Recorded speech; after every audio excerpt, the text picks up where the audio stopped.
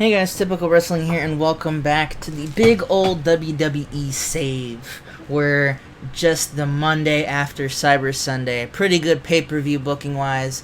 Lots of stuff has gone down. Lots of championships have retained. But we're here with Monday Night Raw. And first, we got some pre-show action. We have the three FCW recent call-ups between Dragon and Naomi taking on Amber O'Neil, who's some women's wrestler that I bought the company out and I accidentally got her contract, and Law and Disorder, who I haven't seen in a hot minute. What's it called? Naomi and Dragon beat them when Kyle O'Reilly defeats, oh my god, he submits Amber O'Neil. No, it's mixed tag, brother, don't do that, we're PG. Well, it's called the PG era, but I named it that, and then I was like, I really cuss a lot, and there's a lot of not safe for work shit, so it probably shouldn't be the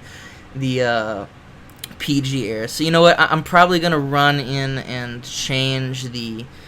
We're probably gonna have another series name. We might just call it the Big WWE Save or just WWE. But whatever. That numbnuts aside, let's get on to the main show of Raw. So we open up Raw and we see a recap video of the ending of Barrett versus Kingston, including the Brock Lesnar run-in, F5 Kofi Kingston out of his socks 3 times. And once Raw opens up, we immediately open with Kofi Kingston, who's simply, like, he's there in the ring as the show started. Like, there's no entrance, he's just there. And he just says he wants the match with Brock, so someone come down and make it official. And that's when Triple H and Stephanie walk down. And they say, you know, they admire Kofi's fighting spirit. They believe it isn't going to be enough, though, to stop the beast, Brock Lesnar. Triple H hits the mic. He says, you know, he talks about fighting Brock Lesnar at SummerSlam last year and how basically it put him into retirement. He had to take a desk job that while he loves being this new kind of face of the corporate WWE, that he can improve the company for the young generation, he's not sure Kofi would like something that, and that's what's going to happen to him if he just doesn't watch his back when fighting Brock Lesnar. Kofi says he doesn't care about the risks. He is a fighting champion, bringing pro wrestling back to the forefront of WWE, bringing back respect and fans to the WWE that was severely lacking the past several years, which, can you really argue with him? All this, and he'll be damned if some knockoff UFC fighter is going to walk in and ruin all of that. Triple H actually seems impressed by all of that, if it wasn't for the arrival of Randy Orton. Randy Orton comes out and he says he wants to finish it off with Punk once and for all tonight. And after that, he wants Kofi Kingston's WWE Championship. Triple H says he honestly really doesn't care for Randy. You know, the shit that he's done to him and his wife is, you know, pretty long list, but he'll do a solid for him. He's made the match tonight, Randy and Punk. If he can win this match on Raw, it'll be a triple threat for the gold at the biggest party of the summer. And with that, all parties seem to be impressed, and they leave off for the time being. So, you know, sorry that I had to cut away for a second. You can only do so much, like, in terms of written promos, you can only have so much space. I wish they improved that for the next game, but, you know, beggars can't be choosers. So, obviously, we have some big moments tonight. Brock and Kofi, it's official for SummerSlam, and if Randy can win this match, he is going to be in that match as well. So, you have possible triple threat for SummerSlam. And oh my god, Kings! I forgot how awesome Kings of Wrestling are. See, the game keeps impressing me with the tag titles. My god, this is awesome. We have the new tag team champions, the Second City Selfies, Colt Cabana and Tyler Breeze. They take on the Kings of Wrestling in Raw's opening match. An awesome 92A star. Second City Selfies defeat Kings of Wrestling via disqualification with the old champions, Sabin and Shelley, run in and attack the new champions. Boo, bad sportsmanship on their part. Fuck them, they suck. Oh my god, just this is just awesome. Like, you know, Chris Hero and Antonio Cesaro, pretty much, I built the tag team division off them, and now that I've kind of expanded, you know, I took away some of their spotlight. You know, I'd like to have them on all the time, but, you know, a real tag team division, you need to have different tag teams going. You can't just have the same people going out. But, you know, here we go. We see, obviously, some good competition between them. But, you know, of course, the Motor City Machine's pretty pissed off that they lost it in that big old Fatal 4-Way match, which is kind of their fault since they accepted that. But, you know, whatever. And then we have some Divas match to cool the crowd down. We have Natalia taking on Sara Del Rey. When, Sara Del Rey puts up a good fight, but it's Natalia who in the end hits a German suplex on Sara Del Rey for the win. And speaking of Divas, the Divas Champion is up next. It's Trish Stratus. She's backstage looking for AJ Lee, who she finds playing the Wii U, shout out. Trish says that Madison Lane came to her, and she wants a Divas title shot because she wasn't pinned at Cyber Sunday. Nikki Bella was. But Trish tells AJ Lee that she told Madison Lane that she have to wait next week for a big #1 contenders match on Raw. AJ doesn't really seem to care. She's still playing the Wii U and simply says that she could have booked the match anyway. Not like AJ Lee's afraid of Lane. She's beaten Lane before. The commentators note that they've never been one-on-one before. There's that possibility up there. And then Trish Lee is just visibly confused, like, why is AJ Lee like that? So just a funny little segment I thought would be good. And next we have a decent match between John Morrison and RTruth taking on England's finest. John Morrison and RTruth defeat England's finest when John Morrison hits Nicholas Magnus with the Moonlight Drive. So we have, RTruth's not suited to his gimmick apparently. John Morrison getting a pretty good rating. And then we have the next segment here. And, wow, Dean always does good. So after that display of violence against England's finest, John Morrison and RTruth, they celebrate their win, but not before Dean Ambrose and the rest of the Shield are sewn on the Titantron, seemingly unimpressed with Team Raw's victory tonight. And we have Dean start talking. He says, boys, you must have more screws loose than a Christian title run if you honestly think that beating England's finest will set you up for life. Shout out to Christian with that TNA championship. We're the Shield, and no matter what anyone else says, we're the force of justice on Monday Night Raw. Now, Wade Barrett, like most times in his life, was proved wrong at Cyber Sunday last night. But we have a proposition for him, as well as your so-called defenders of Raw. At SummerSlam, we aren't looking for championship gold, not yet, looking at you, Cole Cabana. We want to do our duty and once for all purge the injustice right out of your hearts. What we're saying is, in layman's terms, at SummerSlam, we want a three-way match. A three-way, three-tag team match. No gimmicks, no interferences. Just 9 men, all proving that we are the better team once and for all. The feed shuts off as both teams, Morrison and RTruth kind of there, and then John Morrison kind of just sitting back. They all kind of stare up, like, oh my god, like pondering what that means and if they're going to accept it. So, pretty good segment overall. I keep saying that every single time. I should probably not do that.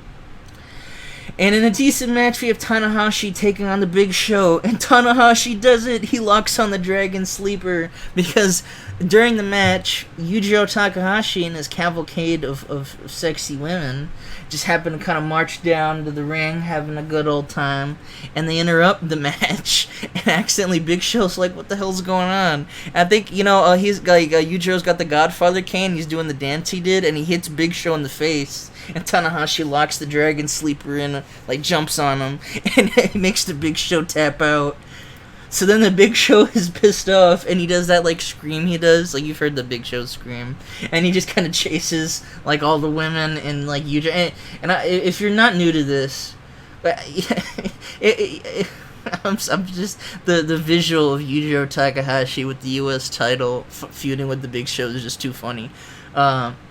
But, we have just, like, he has an absurd amount. Like, Godfather had, like, 5 women. Yujiro, we get, like, 20 actors, like, that are women. And he, like, chases them all off. They run off backstage as Big Show. Does his best to run after them. So it looks like the Big Show's going to be in a feud with Yujiro Takahashi. Eat your heart out, Internet. And, wow, this did not...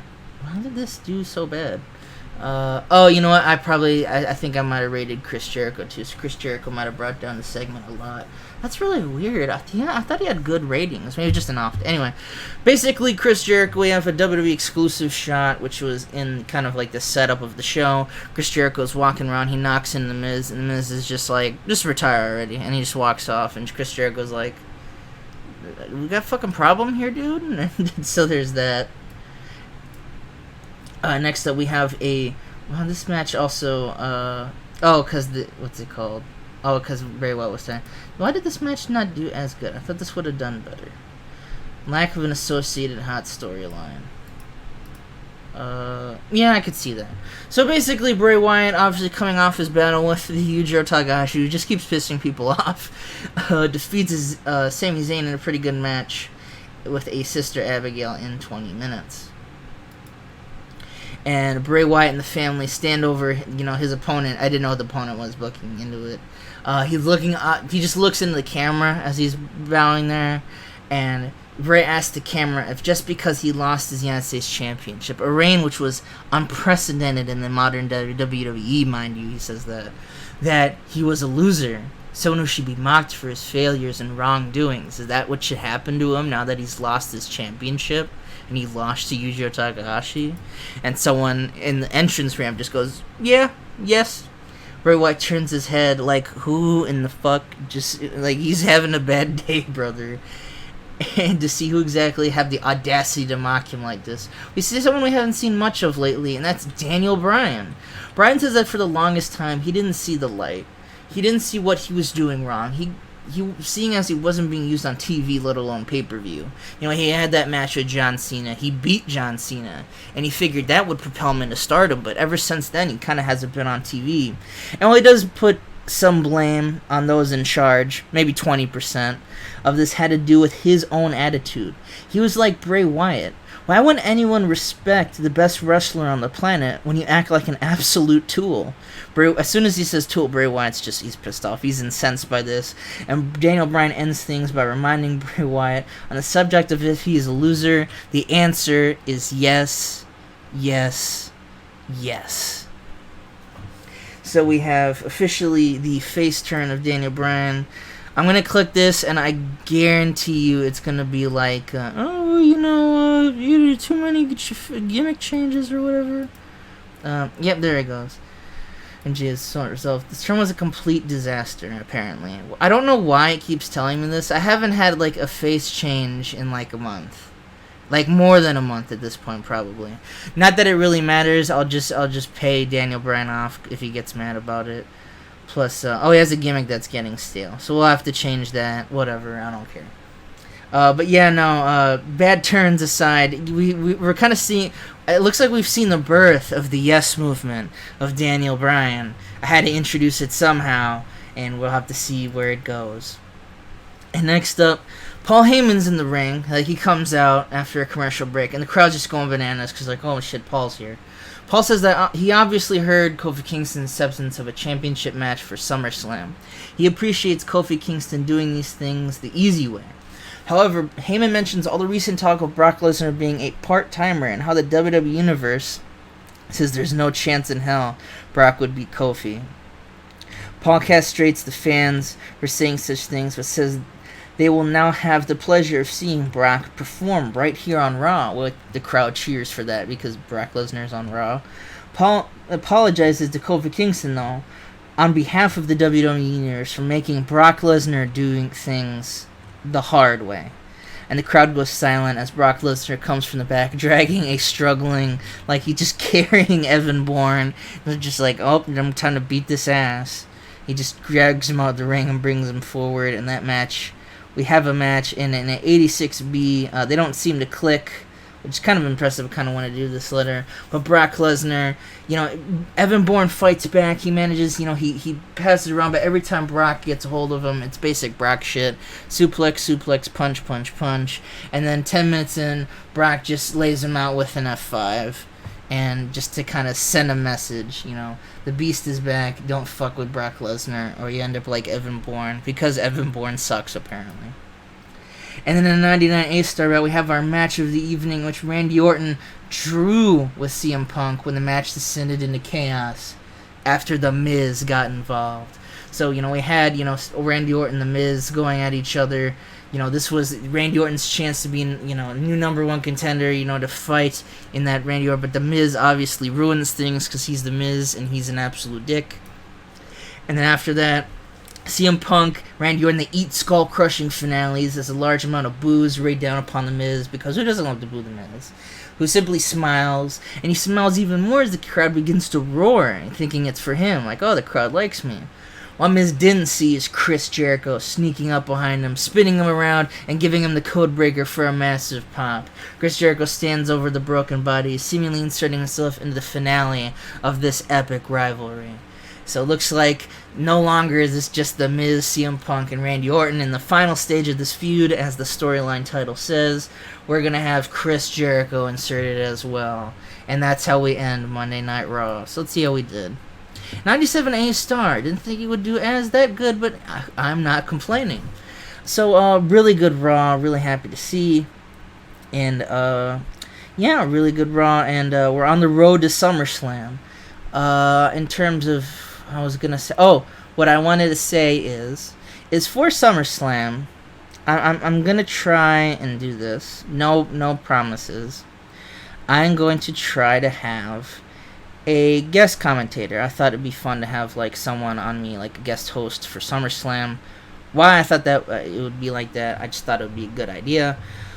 I'm looking at a couple names. If you have any names and ways of contacting them, please put them in the comments section if you want to see me try and get with some people. Be realistic about it. Yeah, I would love to have someone just, like, comment to me, kind of like with the madness that is going to be SummerSlam 2013. And with that, I'll leave this at the end. Thank you guys for watching, and I'll see you guys for SmackDown and Superstars.